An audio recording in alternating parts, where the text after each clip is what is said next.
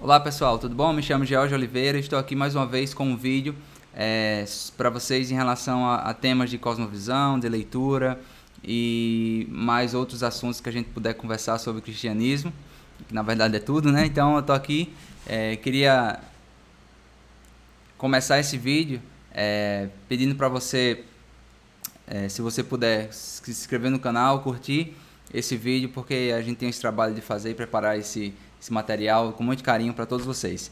Gente, o tema de hoje é o modelo de Jesus. E eu quero compartilhar com vocês de onde eu tirei esse material, né?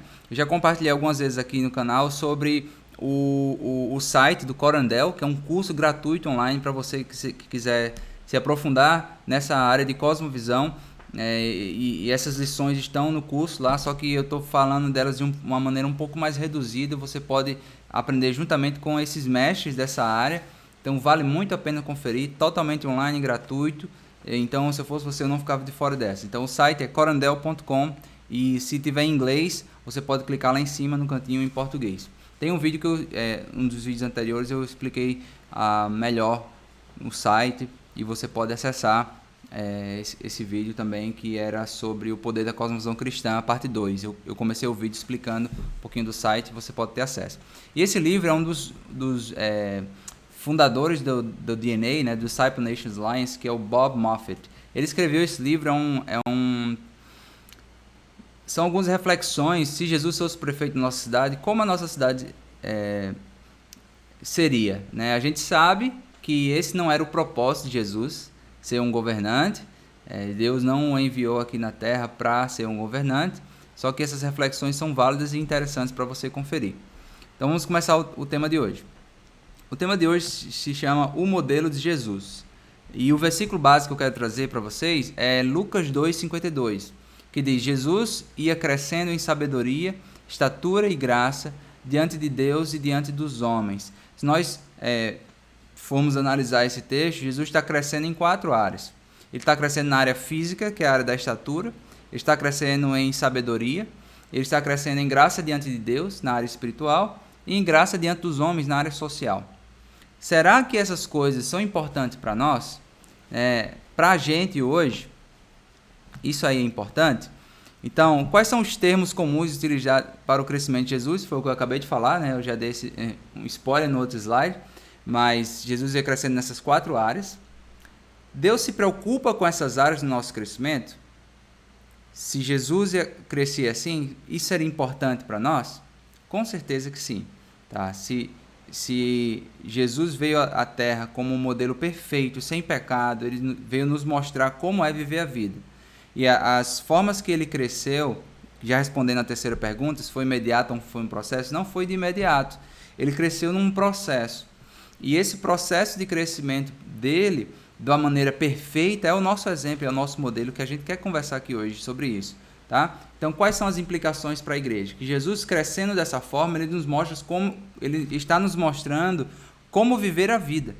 Essa maneira de viver a vida deve ser a nossa maneira, a maneira que nós devemos apontar para o caminho. Nós temos um grande impedimento na nossa vida hoje, chama pecado. Mas nós cremos que mesmo onde existe o pecado, onde abundou o pecado, superabundou a graça, e mesmo ainda estando nesse corpo, né, que nasceu no pecado, mesmo errando ainda, nós, os que foram alcançados por Cristo, os que foram salvos por Cristo, são nova criatura, e eles têm um processo que se chama processo de santificação. E quem nos dá a força para essa santificação é Cristo. E quem é a motivação para essa santificação também é Cristo.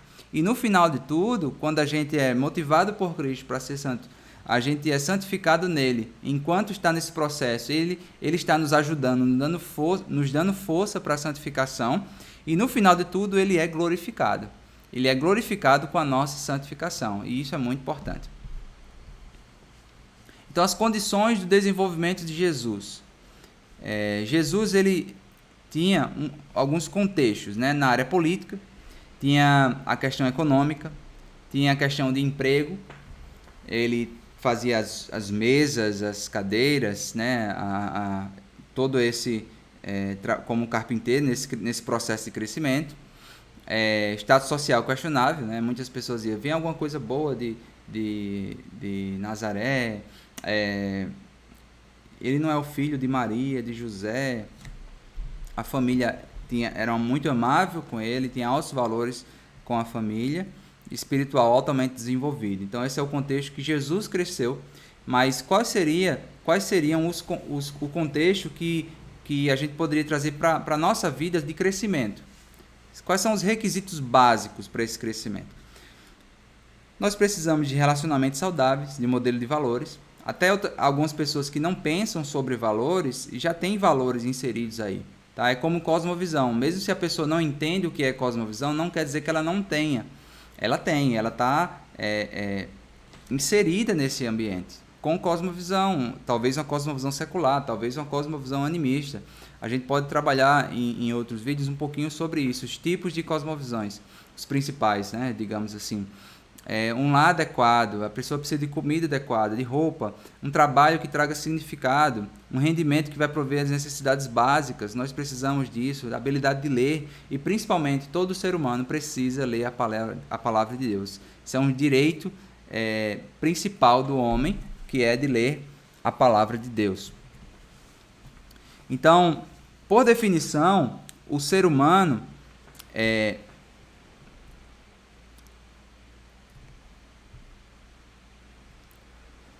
a definição do desenvolvimento humano está em uma mudança de um lugar onde estamos para os propósitos de Deus para a nossa vida.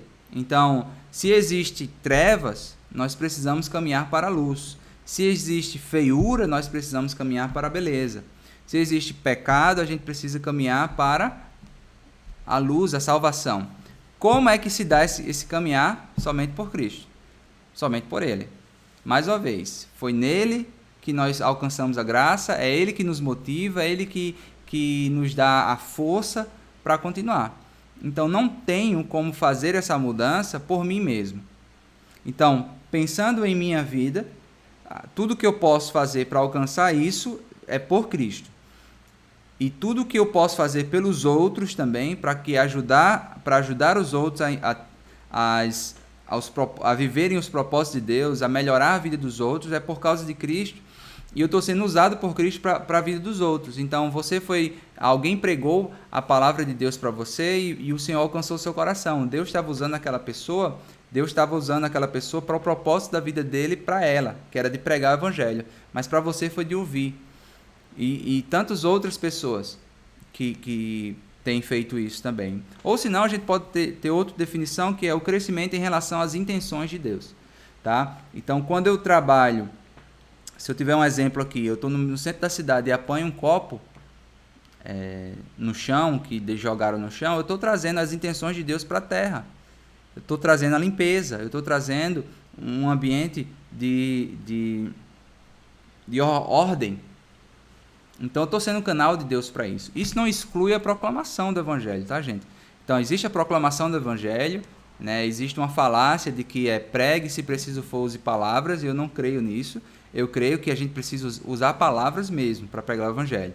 Só que uma pessoa que foi alcançada pelo Evangelho, ela prega a palavra, mas ela vive a palavra.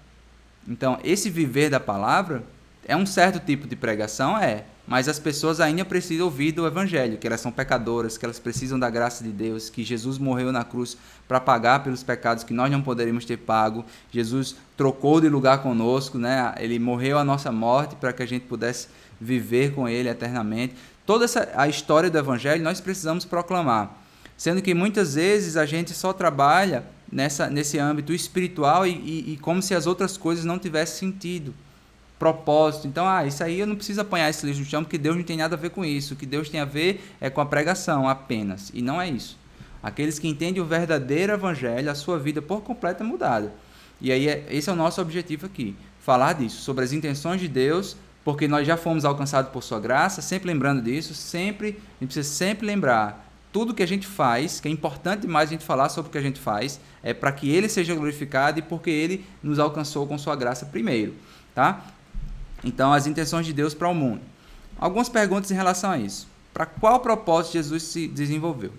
E para qual propósito nós precisamos desenvolver também? Essa é a chave. Jesus, ele tinha um propósito e não era nele mesmo. Ele veio para morrer pelos nossos pecados, ele veio para satisfazer a ira de Deus, para que a ira de Deus fosse satisfeita. Ele veio para servir, ele veio para o pobre, para o pecador, para aquele que reconhece o seu pecado, ele veio para salvar. E todos esses exemplos mostram que ele veio com um propósito além dele mesmo. Nesse sentido de fazer a vontade do Pai. Eu entendo a Trindade, que ele é glorificado também, tá, nessa questão. Só que o exemplo que eu estou dando é assim, é de pensando no outro, pensando em agradar a Deus. Eu vim para fazer a vontade do Pai. Eu vim para que o Pai seja glorificado. E isso é o nosso propósito de vida. Isso é o nosso modelo. Ele veio para nos dar esse modelo. De que a nossa vida também deve ser uma vida que aponte para a glória de Deus e aponte a vontade de Deus. Então isso é muito importante. Então alguns versículos agora para a gente terminar esse assunto. O primeiro versículo que eu queria ler é João 12. Porque eu não tenho falado de mim mesmo, mas o Pai que me enviou, ele me deu um mandamento sobre o qual eu hei de dizer, sobre o que eu hei de falar. Ele veio fazer essa vontade do Pai. Tudo que ele falou, tudo que ele veio fazer foi por causa do Pai. E sei que o seu mandamento é a vida eterna. Portanto, o que eu falo, falo como o Pai me tem dito. O próximo versículo. O Espírito do Senhor é sobre mim, pois que me ungiu para evangelizar os pobres, enviou-me a curar os quebrantados de coração, a pregar liberdade aos cativos e restauração de vista aos cegos, apoio e liberdade aos oprimidos, anunciar o ano aceitável do Senhor. Jesus está aqui repetindo o profeta Isaías e ele está falando da sua missão na terra.